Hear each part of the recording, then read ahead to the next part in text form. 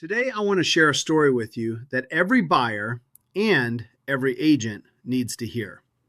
This isn't about the offer that got accepted, it's about the one that didn't. And trust me, there's a lesson in here for all of us. So, picture this: an oceanfront cottage straight out of a coastal home magazine. I mean, picture perfect, inside and out. Everything was absolutely beautiful, jaw-dropping even. On day one, I had over a dozen showings in just 6 hours. Truth be told, I lost count at 13. There were so many people walking around. It was a bit of a madhouse. We even had brokers there doing FaceTime and Zoom showings with their clients. And as you'd expect, over the next few days, we had multiple offers. Now here's the key. All of them were over the asking price. Buyers and brokers understood the competition. They understood the value, and they acted accordingly, except for one. One offer came in tens of thousands below the list price. That's right, while everyone else was going above and beyond, this one broker submitted their buyer's offer, which was way under. Now here's the question.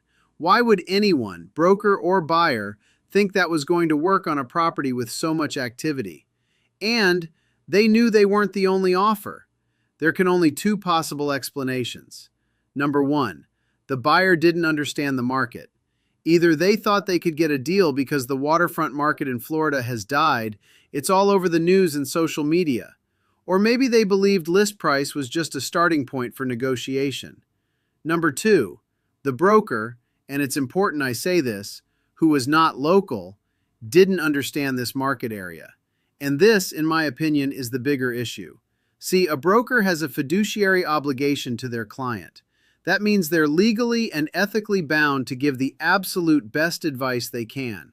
And if you're not familiar with a particular market area or a particular segment of the market, if you don't know how fast or slow properties are moving, if you don't know how the competition is behaving, and if you don't know what properties are really worth due to all those variables, you cannot give your client good advice. Period. So let's presume the broker did give good advice and the client didn't take it. That's a problem too. Because at some point, the client has to take responsibility. If they refuse to listen, if they insist on going rogue and instruct the broker to write offers that don't stand a chance over and over again, the broker has the right to fire the client and needs to seriously consider doing just that, fire the client. Why? Because no professional should spend weeks or months investing time, energy, and reputation into offers that aren't competitive. A good broker wants to help people get what they want, not just go through the motions of losing over and over again. On the other hand, if the broker didn't give good advice in the first place, then yes, the client should fire the broker. It's a two-way street. Buyers deserve someone who knows the local market, someone who's connected to what's happening right now, and who can position them to actually succeed.